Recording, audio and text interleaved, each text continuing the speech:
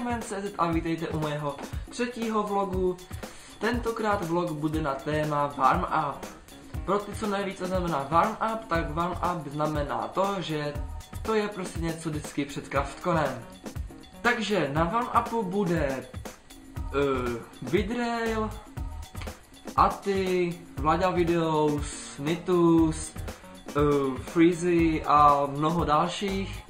Takže budu tam i já a chystám takovou jednu menší akcičku. Uvidíte na videu z warm upu, bude to super bomba, doufám, že to vyjde.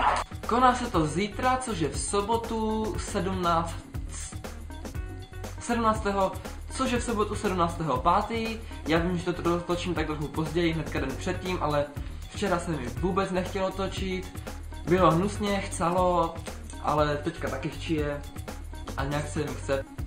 Jak jste si mohli všimnout, tak na sebe mám takové super osvícení lampičkové. Je to obyčejná lampička z obýváku, ale co už no. A já mám pro vás ještě pár informací, takže zaprvé vám strašně moc děkuji za odběry a za zhlédnutí. Teďka myslím, že 14.5. jsem měl můj rekord, že jsem měl za jeden den 100 zhlédnutí. Já vím, jako, že to je málo, ale pro mě to je dost. Doufám, že tenhle rekord někdy vy překonáte. Takže já si myslím, že z tohohle vlogu to bude tak všechno. Já se s váma loučím a ahoj.